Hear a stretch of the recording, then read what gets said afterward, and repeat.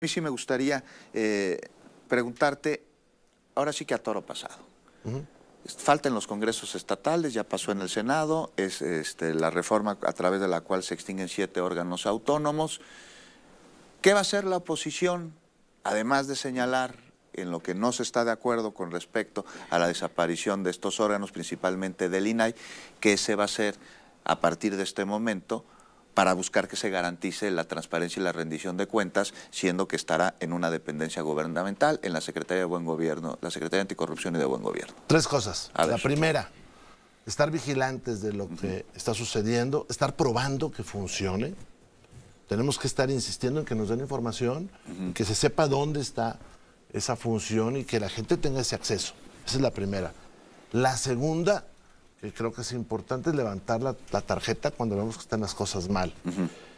Hay que cerrar filas con el gobierno mexicano con este tema del TEMEC, pero tampoco es una carta abierta y una carta fácil para el gobierno. Tiene que ellos también abrirse a la oposición. ¿Y por qué traigo eso? Pues porque estos órganos autónomos van a impactar en el tema del TEMEC. Y la tercera es hacer pedagogía en el país, es replantearnos cómo hacer política nosotros para que en las siguientes elecciones la gente nos vea como una opción.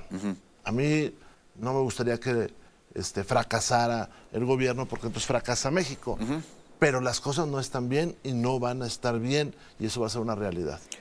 Consideras que si la población, a través de su percepción, entendiera que la oposición está trabajando junto con el gobierno para mejorar las cosas y está levantando la mano sin politiquería sobre aquello que no funciona o aquello que tiene que cambiar, esto les llevaría a tener otra realidad en las elecciones a la que tuvieron en las pasadas, y con ello, pues tal vez el voto de más ciudadanos, diputado? Sí, y decirle a la gente que no es bueno que el país no tenga contrapesos. El país tiene que tener contrapesos para que le vaya mucho mejor. Ya vemos lo que está sucediendo con la reforma del Poder Judicial, que no tiene ruta, que está poniendo en peligro la estabilidad del país.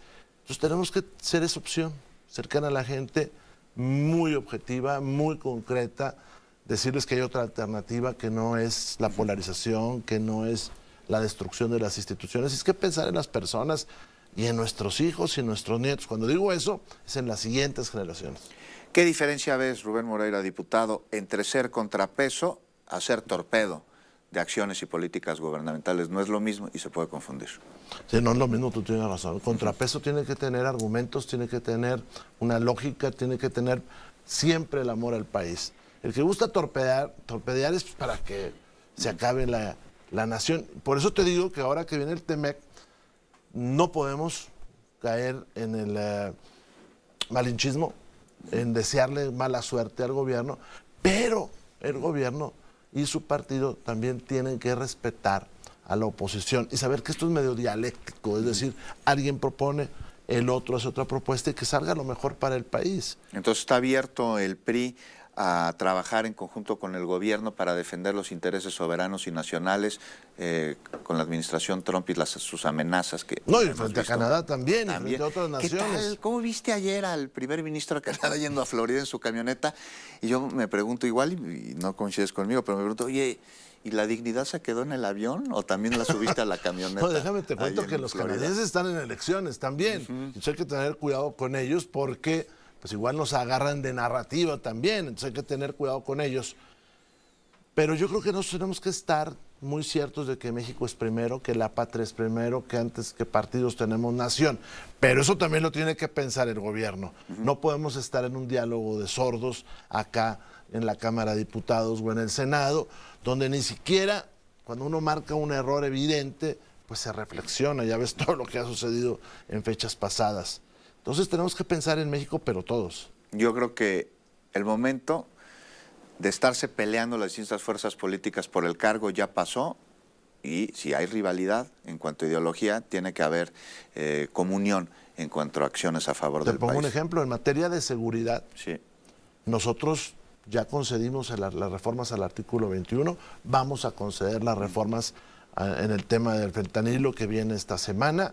Votamos muchas de las apartados a favor de la ley orgánica de la administración.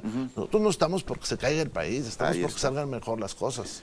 Pues, diputado Rubén Moreira, te agradezco muchísimo que nos hayas acompañado. En 8 días volvemos a conversar. Acá nos vemos con mucho gusto. ¿Qué canción?